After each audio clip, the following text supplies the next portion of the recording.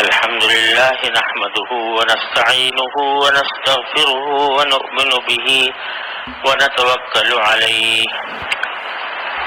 ونعوذ بالله من شرور أنفسنا ومن سيئات أعمالنا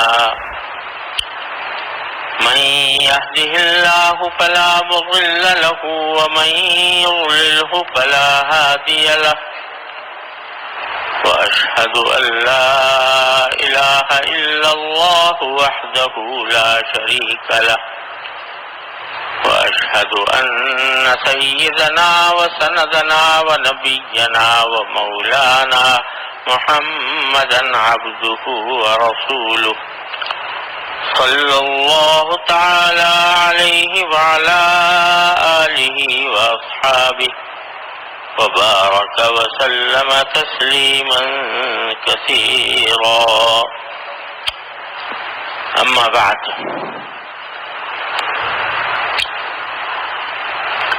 اللہ تبارک و تعالی نے اپنے فضل و کرم سے عید الاضحیٰ بھی عطا فرمائی اور عشرہ ذو الحجہ بھی عطا فرمایا، جن اللہ کے نیک بندوں نے ان ایام میں عبادت کا اہتمام کیا، اللہ تبارک و تعالیٰ کی رحمت سے امید ہے کہ انشاءاللہ وہ ان کے لیے دنیا اور آخرت کے ذخیرے کا سبب بنے گا۔ جن کو قربانی کرنی تھی الحمدللہ وہ بھی تکمیل پائی، ایک ایسی عبادت تکمیل پائی جو ان دنوں کے علاوہ کسی اور دن میں انجام نہیں دی جا سکتی۔ حج کا موسم بھی الحمدللہ پورا ہو گیا، بہت سے حضرات حج کی نعمت سے سرفراز ہوئے۔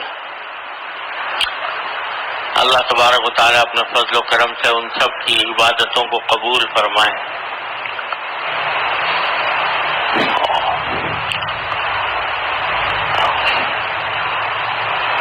جب قربانی کی جاتی ہے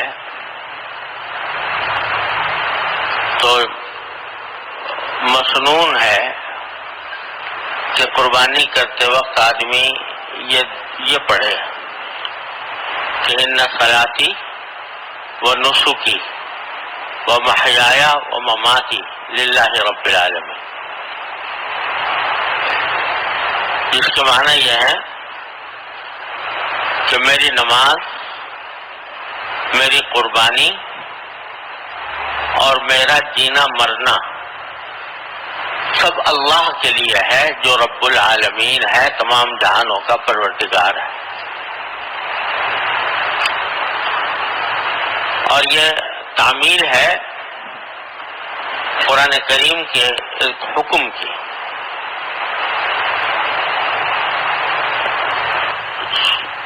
جس میں اللہ تبارک و تعالی نے ارشاد فرمایا قل ان صلاتی و نسکی و محیایا و مماتی للہ رب العالمین، یہ کہو، کہنے کا حکم دیا۔ ان صلاتی و نسکی و محیا و مماتی للہ رب العالمین لا شریک لہ بذالک امرت وانا اول المسلمین، یہ کہنے کا حکم ہے اور حضور نبی کریم سرور عالم صلی اللہ علیہ وسلم سے منقول ہے کہ جب قربانی فرماتے تو یہ کلمات ادا فرماتے تھے۔ تو اس کے یہ جو جملہ کہلوایا گیا ہے ہم سے اور آپ سے، یہ خالی از علت نہیں، یہ بیکار نہیں، کوئی سبق دینے کے لیے کہلوایا گیا۔ اور اس کے ظاہری معنی تو بالکل واضح ہیں کہ میری نماز بھی اللہ کے لیے، میری قربانی بھی اللہ کے لیے، یعنی میں یہ عبادتیں خالص اللہ تبارک و تعالیٰ کی رضا جوئی کے لیے کر رہا ہوں، کوئی اور دنیاوی مقصد نہیں ہے، ریاکاری مقصود نہیں، نام و نمود مقصود نہیں، اللہ ہی کے لیے کر رہا ہوں۔ تو یہ تو تقریباً ہر مسلمان جانتا ہے کہ بھئی عبادت وہی اللہ تعالیٰ کے ہاں قابل قبول ہوتی ہے جو اللہ کے لیے کی جائے، اللہ تعالیٰ کی خوشنودی کے لیے کی جائے۔ دکھاوے کے لیے کرے گا آدمی تو اس کے اللہ تعالیٰ کے ہاں ایک حبہ برابر بھی کوئی قیمت نہیں ہے، بلکہ الٹا نقصان۔ ریاکاری بہت بڑا سخت گناہ ہے۔ تو ایسی چیزیں ریاکاری کے جو اچھے خاصے عمل کو بھی نہ صرف اکارت کر دیتی ہے بلکہ گناہ بنا دیتی ہے۔ اور ایک حدیث میں تو یہاں تک منقول ہے کہ یہ ریاکاری ایک طرح کا شرک ہے۔ من صلی یرائی فقد اشرک باللہ، جو ریاکاری کے لیے نماز پڑھے اس نے اللہ کے ساتھ شریک ٹھہرا دیا مخلوق کو، کرنا تو کام اللہ کے لیے، مخلوق کے لیے کر رہا۔ ومن صام یرائی فقد اشرک باللہ، جو ریاکاری کے لیے روزہ رکھے وہ اس نے اللہ تعالیٰ کے ساتھ کسی کو شریک کر دیا۔ تو یہ بات تو ہر مسلمان جانتا ہے، اللہ تعالیٰ اس پر عمل کی بھی توفیق عطا فرمائے، ریاکاری سے بچائے، اخلاص پیدا فرما دے۔ لیکن آگے اللہ تعالیٰ نے دو لفظ اور بڑھا دیے عبادتوں کے ساتھ۔ نماز ریاکاری کے لیے نہ ہو، اللہ کے لیے ہو، سمجھ میں آ گیا۔ قربانی اللہ کے لیے ہو، ریاکاری کے لیے نہ ہو، سمجھ میں آ گیا۔ لیکن آگے فرمائے وہ محیایا و مماتی، میرا جینا بھی اور میرا مرنا بھی اللہ کے لیے ہے جو رب العالمین ہے۔ یہ کیا کہہ دیا کہ جینا اور مرنا اللہ کے لیے ہے؟ عبادت اللہ کے لیے ہے، ٹھیک، قربانی اللہ کے لیے ہے، ٹھیک، نماز روزہ اللہ کے لیے ہے، ٹھیک، جینا اللہ کے لیے کیسے ہوتا ہے اور مرنا اللہ کے لیے کیسے ہوتا ہے؟ یہی سبق دینا مقصود ہے در حقیقت، کہ ایک مومن کی پوری زندگی حقیقت میں وہ اللہ کے لیے ہونی چاہیے۔ اور اللہ کے لیے زندگی ہونے کے دو مطلب ہیں۔ ایک مطلب تو یہ ہے کہ بات صرف یہاں ختم نہیں ہوتی کہ تم نے جانور کے گلے پر چھری پھیر دی اور قربانی ہو گئی، ثواب بھی مل گیا قربانی کا اگر تم نے اخلاص کے ساتھ کی تھی، گوشت کا مزہ بھی تم نے اڑا لیا، دعوتیں بھی کر لی، لیکن اللہ تعالیٰ نے اس کا اجر و ثواب بھی تمہیں عطا فرما دیا۔ یہ تو ہے، لیکن آگے جو سبق دیا جا رہا ہے وہ یہ کہ یہ قربانی جو ہم نے تم سے کروائی ہے یہ در حقیقت ایک مظاہرہ ہے اور ایک نمونہ ہے اس قربانی کا جو ہم نے تم سے مطلوب ہے۔ وہ کیا ہے کہ جب زندگی گزارو، زندگی کے معرکے میں داخل ہو اور زندگی کے اندر بے شمار مطالبات، تقاضے، خواہشات، جذبات تمہارے دل میں پیدا ہوں، تو وہاں پر بھی اسی طرح قربانی کرو جس طرح تم نے جانور کی قربانی کی، کہ ہمارا حکم تھا قربان کرنے کا، تم نے جانور کو قربان کر دیا، ہمارے حکم کی اطاعت میں، اس کی تابعداری میں۔ تو اب آگے جب زندگی گزار رہے ہو تو اس زندگی کے دوران بہت سے تقاضے پیدا ہوں گے، دل بہت سی چیزوں کو چاہے گا، لیکن وہ ہم نے منع کر رکھی ہیں۔ تو ان اس موقع پر اپنی ان خواہشات کو کچل کر ان کے گلے پر چھری پھیرو اور ان کی قربانی کرو، اس لیے کہ تمہاری زندگی اللہ کے لیے ہے، رب العالمین کے لیے ہے۔ تو اس وجہ سے جب بھی کبھی کسی گناہ کا داعیہ پیدا ہو، جب بھی کسی ناجائز کام کی خواہش دل میں جنم لے، جب بھی کسی حرام کام کو دل مچلے، تو اس کو قربان کرو، اس کو قربان کرو۔ مثلا جب زندگی گزار رہے ہو تو لوگوں کے ساتھ اٹھنا بیٹھنا بھی ہے، مجلسیں بھی ہیں، اور مجلسیں گرم کرنے کا ایک لازمی حصہ تقریباً یہ ہے کہ اس میں کسی کی غیبت ہو جائے گی، اور جب غیبت کرنے کو دل چاہے گا تو دل مچے گا کہ فلاں کا ذکر آ گیا، لاؤ یہ بات کہہ دوں، مزہ آ جائے گا، مجلس گرم ہو جائے گی، لوگ اس جملہ بازی پر، اس فکرہ بازی پر واہ واہ کریں گے، یہ دل میں چل رہا ہے۔ اس وقت تمہیں یاد آئے کہ میرے اللہ نے یہ فرمایا تھا کہ غیبت کرنا ایسا ہے جیسے کہ مردہ بھائی کا گوشت کھانا، اور اس وقت تمہیں یاد آئے کہ محمد رسول اللہ صلی اللہ علیہ وسلم کا یہ ارشاد مروی ہے کہ غیبت زنا سے بھی بدتر گناہ ہے، اور اس خیال کے آنے سے تمہارے دل جو مچل رہا تھا غیبت کرنے کو، کسی دوسرے کا برائی سے ذکر کرنے کو جو دل چاہ رہا تھا، تم اللہ کے آگے اس کو، اللہ کے سامنے اس کو قربان کر دو۔ یہ ہے قربانی جو مطلوب ہے، یہ ہے میری زندگی اللہ کے لیے۔ بازار میں نکلے ہو، چاروں طرف نگاہوں کے لیے فتنے ہیں، اور صورتیں ایسی سامنے آ رہی ہیں کہ دل مچل رہا ہے کہ نگاہ ڈالو، لذت لے لو، تھوڑی دیر کا مزہ حاصل کر لو، تصویریں لگی ہوئی ہیں، بے پردگی کا سیلاب ہے، اور نگاہ اس کی طرف ڈالنے کو دل مچلتا ہے، دل چاہتا ہے کہ کر گزروں۔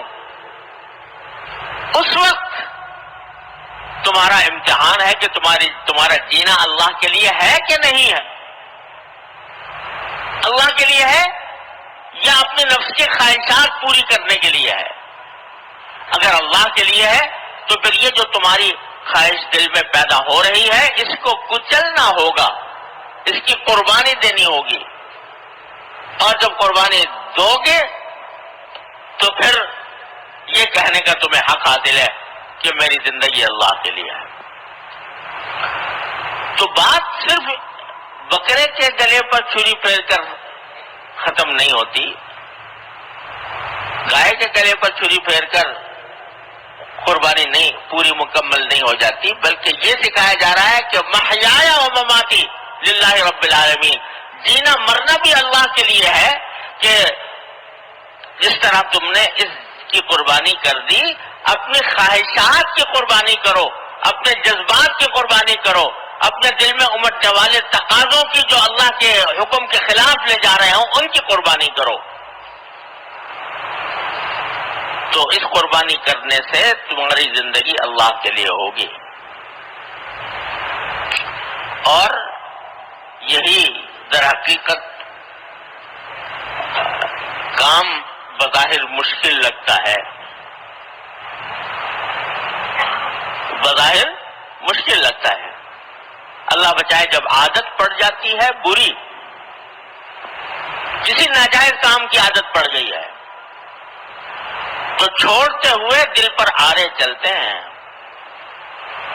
بہت مشکل لگتا ہے، لیکن اس مشکل کو آسان بنانے کا راستہ بھی یہ ہے کہ اس مشکل کو، اس کڑوے گھونٹ کو ایک مرتبہ زبردستی اپنے اوپر زبردستی کر کے پی جاؤ، پیو کڑوے گھونٹ کو،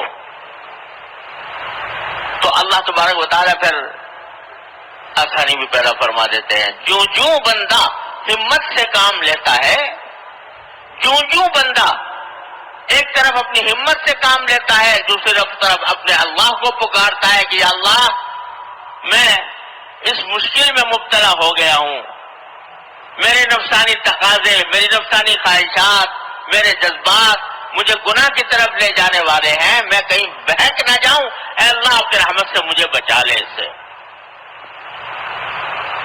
کوشش اور ساتھ میں رجوع اللہ، کوشش اور اللہ تعالیٰ سے رجوع کر کے مانگنا، تو اللہ تبارک و تعالیٰ پھر راستے کھول دیتے ہیں۔ دو چیزیں ساتھ ساتھ کرنی ہوں گی، کوشش اور ساتھ ساتھ اللہ تعالیٰ سے مانگنا۔ یا اللہ باہر نکل رہا ہوں، نہ جانے کیا منظر سامنے آ جائے، نہ جانے کس مشکل میں، کس گناہ میں مبتلا ہو جاؤں، اے اللہ میری حفاظت فرما لیجئے، اے اللہ میری نگاہوں کی حفاظت فرمائیے، اے اللہ میری زبان کی حفاظت فرمائیے، اے اللہ میرے کانوں کی حفاظت فرمائیے۔ رجوع اللہ اور اپنی طرف سے کوشش۔ ہمارے حضرت حکیم الامت قدس اللہ تعالیٰ سرہ کا یہ جملہ میں نے پتہ نہیں کتنی مرتبہ اپنے حضرت سے سنا اور کتنی مرتبہ آپ حضرات کو سنایا، مگر ہر مرتبہ دل چاہتا ہے کہ اس کو دہرایا جائے۔ فرمایا کرتے تھے کہ وہ ذرا سی بات جو حاصل ہے تصوف کا، وہ ذرا سی بات جو حاصل ہے تصوف کا، یہ ہے کہ جب کسی طاعت کے انجام دینے میں سستی ہو تو سستی کا مقابلہ کر کے وہ طاعت کرے، اور جب کسی گناہ کا تقاضا دل میں پیدا ہو تو اس گناہ کا مقابلہ کر کے، اس تقاضے کا مقابلہ کر کے اس گناہ سے بچے۔ فرمایا کہ اسی سے تعلق مع اللہ پیدا ہوتا ہے، اسی سے باقی رہتا ہے، اسی سے ترقی کرتا ہے۔ کیا مانا؟ کہ اپنے اوپر زبردستی طاعت کے کرنے کے لیے زبردستی، گناہ سے بچنے کے لیے زبردستی، جب تک یہ ایک مرتبہ ہمت کر کے نہیں کرو گے، اس وقت تک جینا تمہارا اللہ کے لیے نہیں ہوگا۔ محیایا میری زندگی، و مماتی میری موت، سب اللہ کے لیے، رب العالمین کے لیے۔ کب ہوگی؟ جب ہمت کر لو گے اور یہ عزم کر لو گے کہ دل کتنا ہی مچل رہا ہو لیکن میں کسی صورت اللہ تبارک و تعالیٰ کے حکم کی خلاف ورزی نہیں کروں گا۔ یہ جب عزم اور اپنے اوپر زبردستی کر کے اپنی خواہشات کو کچل کر جب ان کی قربانی دے کر جب گناہوں سے بچو گے تو اسی نسبت سے اللہ تبارک و تعالیٰ کے ساتھ تعلق بڑھے گا، اسی نسبت سے قرب حاصل ہوگا۔ اللہ تبارک و تعالیٰ کو وہ دل بہت پسند ہے جو اس کی طاعت میں ٹوٹے، یعنی وہ خواہشات کی قربانی دے کر آدمی اپنے دل کو توڑے۔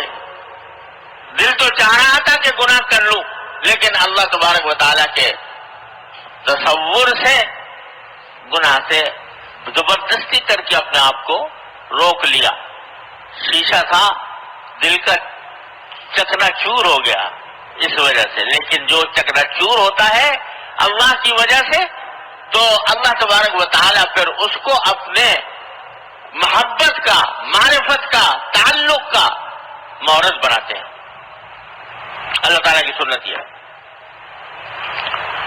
نہ بچا بچا کے تو رکھ اسے کہ یہ آئینہ ہے وہ آئینہ. نہ بچا بچا کے تو رکھ اسے کہ یہ آئینہ ہے وہ آئینہ. جو شکست ہو تو عزیز تر ہے نگاہ آئینہ ساز ہے. یہ تو دل تو بنایا اللہ میں نے، یہ شیشہ اس لیے بنایا کہ یہ توڑا جائے اس کو، یعنی اس کی خواہشات اس لیے پیدا کی ہے تاکہ کچلی جائے. ارے بھائی فرشتے بھی تو تھے دنیا میں، کائنات میں، تسبیح تقدیس میں لگے ہوئے تھے. ان کے دل میں کوئی گناہ کا خیال بھی نہیں آتا تھا، لیکن اللہ میاں نے کہا کہ نہیں، یہ کافی نہیں. ایسی مخلوق ہونی چاہیے جس کے دل میں گناہ کے جذبات بھی ہوں، جس کو گناہ کرنے کا دل بھی چاہے، اور پھر وہ ہمارے خاطر اپنے دل کی خواہش کو توڑ کر اس کی قربانی دے کر ہماری خاطر سے قربانی دے اور اپنے آپ کو زبردستی کر کے گناہ سے بچائے. تو وہ ہوگا، وہ ایسی مخلوق ہوگی کہ فرشتوں سے بھی میں کہوں گا انی اعلم ما لا تعلمون، میں جانتا ہوں تم نہیں جانتے. یہ مخلوق کیسے پیدا کر رہا ہوں؟ ایسی پیدا کر رہا ہوں کہ یہ گناہ کی بھی نہ صرف صلاحیت رکھتی ہے بلکہ گناہ کے جذبات اس کے دل میں موجیں مارتے ہیں. اس کے باوجود جب یہ میرے تصور سے، میرے حکم کی خاطر مجھ سے قرب حاصل کرنے کے لیے جب یہ اپنے دل کی خواہش کو کچلتی ہے تو یہ تمہارے سے، اے فرشتوں، تم سے آگے بڑھ جاتی. اگر حضرت یوسف علیہ السلام میں انسانی جذبات نہ ہوتے، لقد ہم بھی نہ ہوتا، ہم بھی نہ ہوتا، کچھ خیال ہی نہ ہوتا، کوئی تصور ہی نہ آتا گناہ کا، تو کیا فرق، وہ کیا کمال تھا کہ گناہ سے بچ گئے. ارے کمال تو اسی ہوا کہ لقد ہمت بھی وہم بہا، خیال آ گیا لیکن لولا ان رأى برہان ربی، پروردگار کا برہان دیکھ کر رک گئے. کس طرح رک گئے؟ کس طرح رک گئے کہ بھاگ کھڑے ہوئے. مولانا رومی رحمۃ اللہ علیہ فرماتے ہیں تو بھاگ کھڑے ہوئے. کیسے بھاگ کھڑے ہوئے کہ معلوم تھا کہ سامنے دروازے پر تالے لگائے ہوئے ہیں زلیخا نے، دروازہ بند ہے، راستہ نکلنے کا ہے نہیں، لیکن یہ سوچا کہ میرے بس میں اتنا ہے کہ بھاگ کر دروازے تک چلا جاؤں، تو اپنے حصے کا اتنا کام کر لوں کہ دروازے تک بھاگ کے چلا جاؤں. چلے گئے اور پھر پروردگار کو پکارا، لَإِلَّمْ إِلَّا تَصْرِفْ عَنِّي كَيْدَهُنَّ أَصْبُ إِلَيْهِنَّ وَأَكُن مِّنَ الْجَاهِلِينَ. پکارا تھا، اللہ اگر آپ نے مجھ سے یہ ان کا مکر دور نہ کیا تو میں مائل ہو جاؤں گا، جاہلوں میں داخل ہو جاؤں گا. پکارا پروردگار کو، اپنے حصے کا کام کر لیا، دروازے تک پہنچ گئے اور پھر پکارا اللہ کو کہ اللہ یہاں تک تو میں آ گیا، آگے بچانا آپ کا کام ہے. تو کیا ہوا؟ جب بندہ اپنے حصے کا کام کر لیتا ہے تو اللہ میاں اپنے حصے کا کام کرتا ہے. دروازے ٹوٹ کے تالے ٹوٹ گئے. تو مولانا فرماتے ہیں کہ گرچہ رکھنا نیست عالم را پدید، گرچہ رکھنا نیست عالم را پدید، خیر یوسف وار می باید دوید. اگرچہ اس دنیا میں گناہوں سے بچ کر بھاگنے کا کوئی راستہ نظر نہیں آ رہا، چاروں طرف فتنے ہیں، چاروں طرف گناہوں کی آگ بھڑکی ہوئی ہے، باہر نکلنے کا راستہ نظر نہیں آ رہا. لیکن جس طرح یوسف علیہ السلام بھاگے تھے کہ دروازے تک بھاگ گئے اس اور بعد میں اپنے اللہ کو پکارا، اس طرح تم بھی خیر یوسف وار می باید دوید، اس طرح دوڑ کے تم بھی چلے جاؤ. اور پھر پکارو اللہ کو، تو اللہ تبارک و تعالیٰ پھر انشاءاللہ بچائیں گے تمہیں. لیکن یہ عزم کرنا ہوگا کہ دل پر چوٹ مارنی ہے، زبردستی کرنی ہے، اپنی اس خواہش کو کچلنا ہے. یہ ایک مرتبہ یہ قربانی دینی ہوگی، تب یہ اللہ تبارک و تعالیٰ کی طرف سے مدد آئے گی. اور یہ بھی عرض کر دوں کہ یہ جب انسان اللہ تعالیٰ کے راستے پر چلتا ہے اور اپنے آپ کو گناہوں سے بچانے کا عزم کرتا ہے، چوٹیں مارتا ہے اپنے دل پر، تو الحمدللہ اس کا یہ عمل اللہ تعالیٰ کو بڑا محبوب ہے. بعض اوقات اس کے بعد ایک کشاکش ہوتی ہے نفس کی اور انسان کے ضمیر کی، نفس کی اور انسان کے عزم اور ارادے کی، شیطان کی اور انسان کی لڑائی چلتی ہے، کشتی چلتی ہے. اس کشتی میں جب تم ایک مرتبہ تم نے اس کو ڈھا دیا تو کبھی وہ دوبارہ تمہیں بھی ڈھا دیتا ہے. لیکن یہ مایوس ہونے کی بات نہیں ہے، پھر دوبارہ تم پھر وہی عمل کرو گے تو دوبارہ اس کو ڈھا دو گے. اور یہ کشتی چلتے چلتے ایک وقت ایسا آتا ہے کہ پھر اس کی قوت کمزور پڑ جاتی ہے، طاقت مزمحل ہو جاتی ہے، اور اس کے بعد تمہیں اس کے اوپر قابو پانا مشکل نہیں رہتا. شروع میں مشکل ہوتی ہے، لیکن اس مشکل کا حل یہی ہے کہ اس مشکل کو برداشت کرو، اس مشکل کو برداشت کر کے کڑوے گھونٹ پیو تو پھر ہو جاتا ہے. تو بھائی محیا سبق جو دیا جا رہا ہے، قربانی تو کر دی، لیکن اب مرحلہ درپیش ہے اپنے خواہشات اور جذبات کی قربانی کا.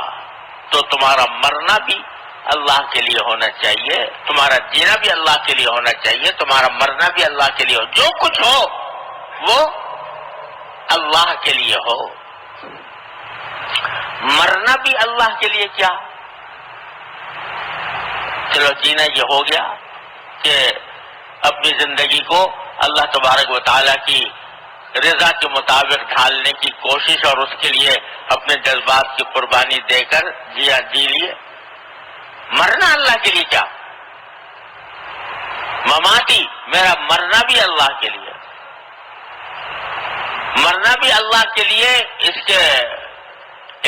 اس کا ایک مطلب تو یہ ہے کہ موت جو ڈرنے کی، عام طور سے ڈرنے کی چیز سمجھی جاتی ہے اور جس سے انسان خوف کھاتا ہے، برا سمجھتا ہے، لیکن جب اس نے اپنی زندگی اللہ کے لیے کر دی تو پھر موت میں بھی اس کو کوئی ڈر نہیں. موت کے اندر ڈر ہونے کے بجائے وہ یہ دعا کرتا ہے، اللہم احیینی ما علمت الحیات خیرا لی وتوفنی اذا علمت الوفات خیرا لی.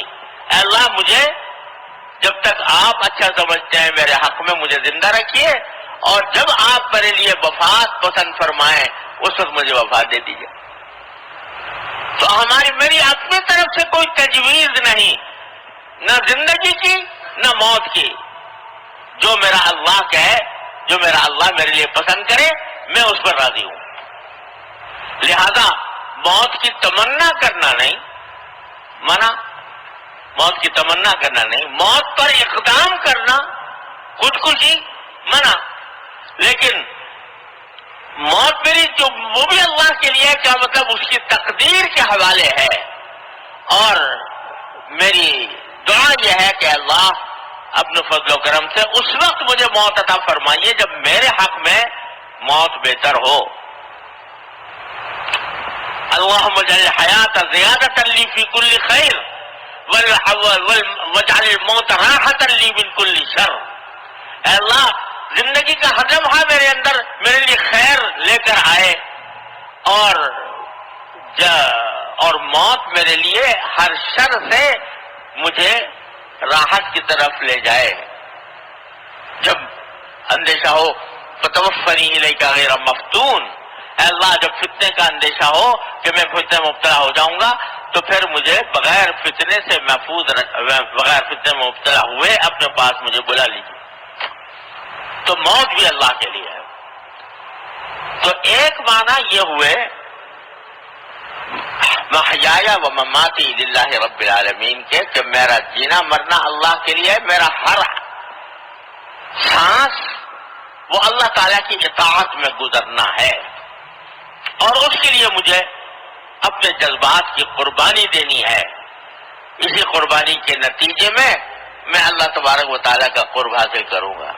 تو بھائی یہ ایک بہت بڑا سبق ہمیں اس وقت یہ مل رہا ہے اللہ تبارک و تعالیٰ کی طرف سے کہ بھائی یہ قربانی جو تم نے کی ہے یہ تو ایک علامت تھی،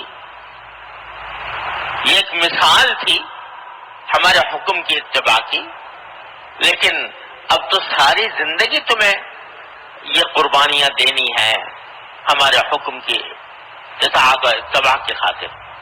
ایک تو یہ ہوا، اور دوسرا مطلب اس کا وہ یہ ہے کہ بظاہر جو کام زندگی کے اندر عبادت نظر نہیں آتے،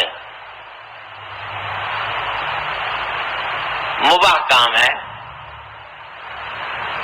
سونا جاگنا، کھانا پینا، تجارت کرنا، زراعت کرنا وغیرہ، یہ کام ایسے ہیں کہ یہ دیکھنے میں کوئی عبادت نہیں ہے. کھانا کھا رہے ہو تو کھانا کھا رہے ہو، اپنے بھوک مٹانے کے لیے کھا رہے ہو، مزہ لینے کے لیے کھا رہے ہو. اسی طرح سو رہے ہو تو اپنی جسم کو آرام دینے کے لیے سو رہے ہو. یہ عبادت نہیں ہے، مباحات میں سے ہیں. لیکن اللہ تبارک و تعالیٰ یہ فرماتے ہیں کہ انہی مباح کاموں کو اگر تم میری رضا کی خاطر انجام دو، میرے محبوب نبی کریم سرور دو عالم صلی اللہ علیہ وسلم کی سنت کے مطابق، اور میری رضا جوئی کی خاطر یہ کام بھی کرو، تو یہ کام بھی ہم تمہیں عبادت تمہاری عبادت بنا لیں گے.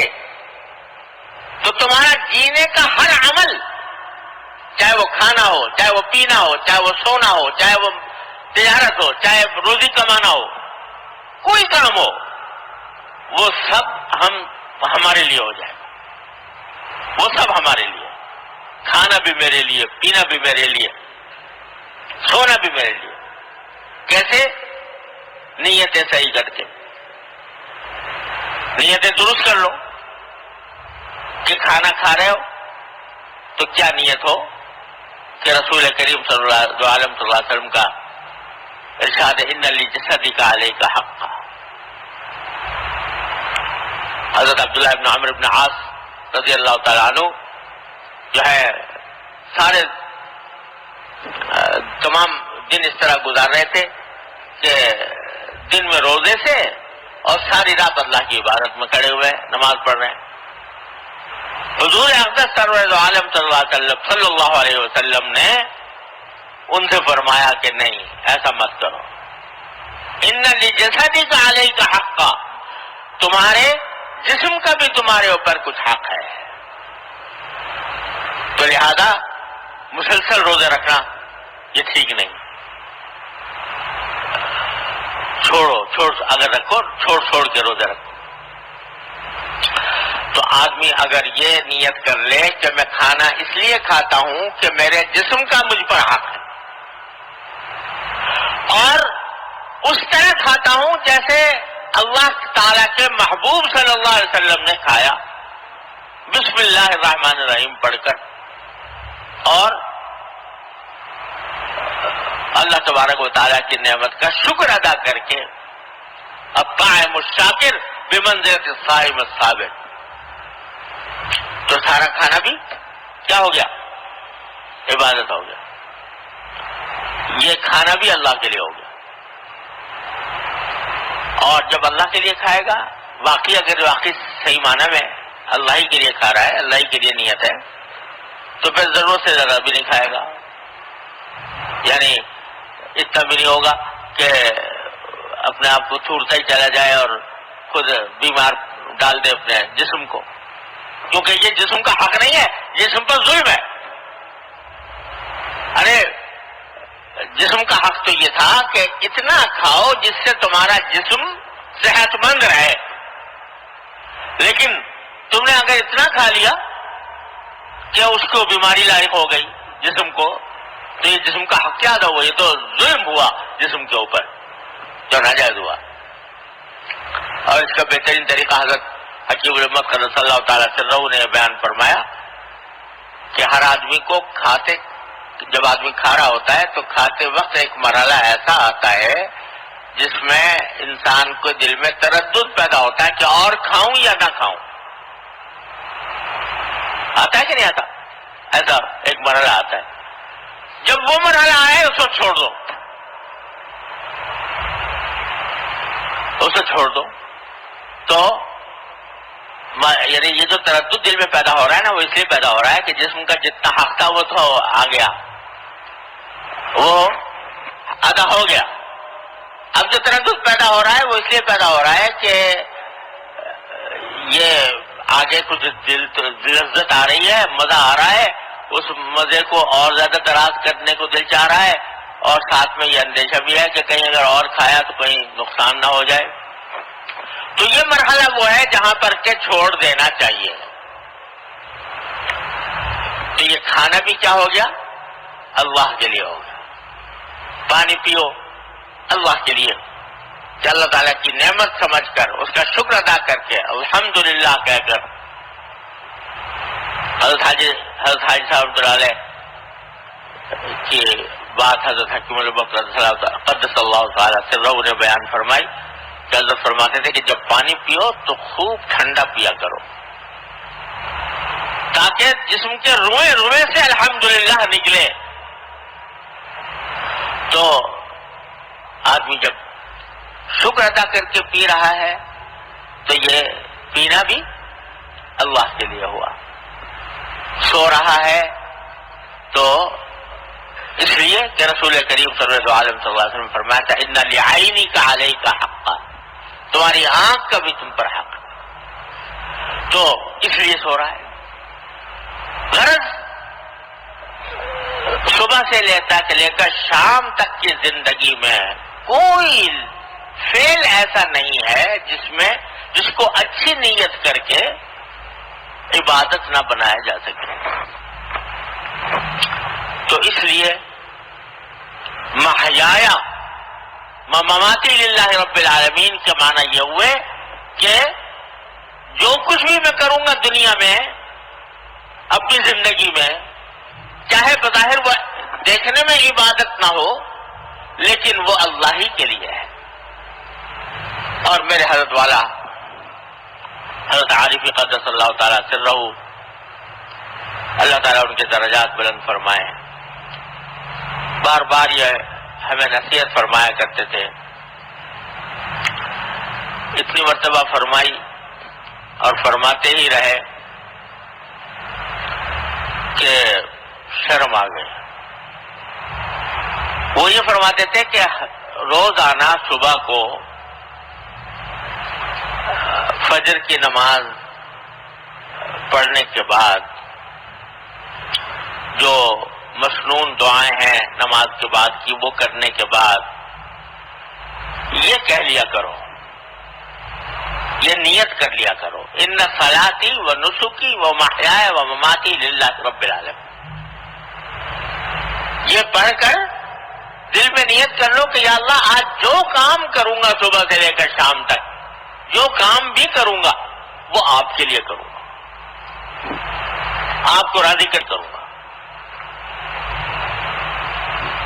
کوئی روزی کماؤں گا تو آپ کی حکم کے مطابق اور سنت کے مطابق کماؤں گا، کھاؤں گا تو آپ کے رضا کے مطابق سنت کے مطابق کھاؤں گا، پیوں گا تو آپ کے رضا کے مطابق اور سنت کے مطابق پیوں گا، جو کام کروں گا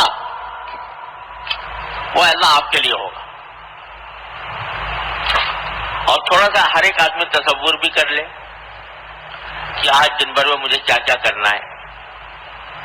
طالب علم ہے تو یہ نیت کرے کہ یا اللہ میں جو کچھ پڑھوں گا وہ آپ کو راضی کرنے کے لیے پڑھوں۔ استاد ہے تو یہ نیت کر لے یا اللہ جو کچھ پڑھاؤں گا وہ آپ کو راضی کرنے کے لیے پڑھاؤں گا۔ کوئی تاجر ہے تو یہ نیت کر لے کہ جو تجارت کروں گا اے اللہ آپ کے حکم کے مطابق اور آپ کے رضا جوئی کی خاطر سنت کے مطابق کروں گا۔ اور کچھ چیز کا جو دن میں واقعات پیش آنے والے ہیں ان سب میں اچھی نیت نکالو اور اچھی نیت نکال کر اس کو مستحضر کرو اور یہ کہو کہ ان صلاتی و نسکی و محیایا و مماتی للہ رب العالمین۔ یہ صبح کو کر لو، اللہ یہاں سے ایک پیمان کر لو، پیمان وفا۔ یہ پیمان وفا ہے، وفا کا پیمان ہے کہ اللہ میں آپ کا بندہ ہوں تو میں آپ کے بندے کے ہونے کے ناطے یہ ارادہ کرتا ہوں، یہ نیت کرتا ہوں جو کچھ کروں گا آپ کی رضا کے لیے کروں گا۔ کر لیا، اب اپنی طرف سے تو ارادہ کر لیا کہ جو کچھ کروں گا اللہ کے لیے کروں گا، لیکن انسان ہے تو کمزور بیچارہ، وہ کیا اس کا ارادہ کیا؟ ارادہ بھی مختلف حالات اور مختلف حوادث سے ٹوٹتا رہتا ہے، تو پھر انہی سے مانگ لو، اللہ تعالی سے مانگ لو، یا اللہ ارادہ تو کر لیا، ارادہ تو کر لیا، لیکن اس ارادے کی تکمیل اور اس پر استقامت اور اس پر ثابت قدم رہنا اے اللہ آپ کی توفیق کے بغیر ممکن نہیں۔ تو اللہ مجھے اس ارادے پر ثابت قدم بھی بنا دیجئے، اس کی تکمیل بھی فرما دیجئے، اس پر استقامت بھی عطا فرما دیجئے۔ یہ دعا بھی کر لو ساتھ، اور اگر مسنون دعا کر لو، اللہم انا قلوبنا ونواسینا وجوارحنا بیدک لم تملکنا منہا شیئا فاذا فعلت ذلك بنا فکن انت ولینا واہدنا الی سواء السبیل۔ یا اللہ میں نے کہہ تو دیا لیکن کر نہیں سکتا جب تک آپ کی توفیق نہیں ہوگی، تو آپ میرے ولی بن جائیے اور مجھے اس راستے کی ہدایت کر دیجیے۔ یہ صبح کو اللہ میاں سے پیمان وفا مانگ لو، انشاءاللہ جب یہ پیمان وفا باندھا تو اس کی برکات ظاہر ہوں گی، اور جب وقت آئے جس کام کا تو اس میں نیت کا استحضار بھی کرنے کی کوشش کر لو۔ رات کو جب سونے لگو تو ذرا سا جائزہ لے لو، صبح کے وقت میں نے اللہ تبارک و تعالیٰ سے ایک پیمان وفا باندھا تھا، تو سارے دن اس پر کتنا عمل ہوا، جتنا ہو سکا اللہ تعالیٰ کا شکر ادا کرو۔ اللہم لک الحمد لک الشکر ہے، اللہ آپ نے توفیق دی، آپ کا فضل ہے، آپ کا کرم ہے، میں شکر ادا کرتا ہوں۔ اور جہاں کہیں پھسل گئے یا غفلت ہو گئی اس پر استغفار کر لو، یا اللہ فلاں جگہ پھسل گیا، فلاں جگہ غفلت ہو گئی، اے اللہ اب جو فضل و کرم سے معاف فرما دیجئے، کل سے پھر دوبارہ یہی کام کروں گا۔ تو اللہ تعالیٰ کی توفیق پر شکر، اپنی کوتاہی پر استغفار کر لو، سو جاؤ، ہمارے فرمایا سو جاؤ، انشاءاللہ اگر موت آ گئی سیدھے جنت میں جاؤ۔ ہمارے فرمایا کرتے تھے کہ اگر یہ سب کام کر کے اور رات کو شکر ادا کر کے اور جو کچھ غلطیاں کوتاہیاں ہوئی ان پر استغفار توبہ کر کے سو جاؤ. اگر رات کو نیند میں موت آ گئی تو فرمایا کرتے سیدھے جنت میں جاؤ گے انشاءاللہ.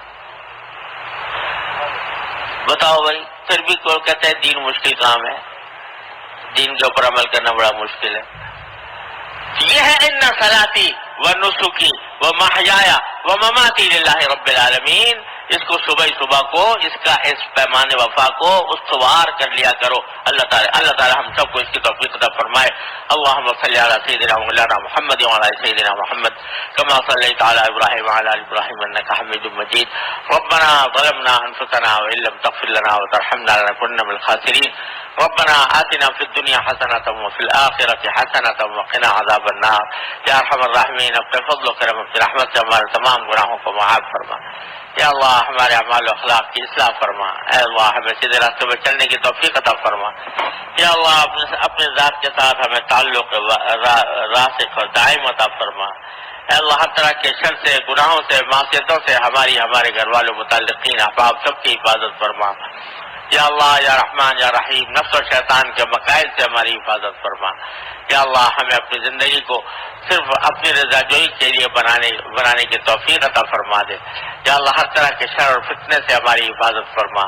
یا اللہ تمام حاضرین اور حاضرات کو ان کے تمام جائز مقاصد میں کامیابی عطا فرما. یا اللہ سب کی پریشانیوں کو دور فرما، سب کی مشکلات کو آسان فرما. یا اللہ یا رحمان یا رحیم یا کریم ہمارے ملک کو بھی یا اللہ فتنوں سے، ظاہری اور باطنی فتنوں سے ہمیں نجات دے دے. یا اللہ اپنے رحمت سے ہمارے ظاہری اور باطنی فتنوں سے ہمارے ملک کو نجات عطا فرما. یا اللہ تمام عالم اسلام اس وقت طرح طرح کے مصائب و آلام کا شکار ہے. یا اللہ خانہ جنگیوں کا شکار ہے، خونریزیوں کا شکار ہے. یا اللہ اپنے رحمت سے، اپنے فضل و کرم سے ہماری شامت اعمال کو دور فرما کر اے اللہ سب جگہ امن و عافیت عطا فرما دے. اللهم انا نسألك من خير ما سألك منه عبدك ونبيك سيدنا محمد صلى الله عليه وسلم ونعوذ بك من شر ما استعاذك منه عبدك ونبيك سيدنا محمد صلى الله عليه وسلم. ربنا تقبل منا انك انت السميع العليم وتب علينا انك انت التواب الرحيم. وصلى الله تعالى على خير خلقه سيدنا مولانا محمد وعلى آله واصحابه اجمعين. آمين برحمتك يا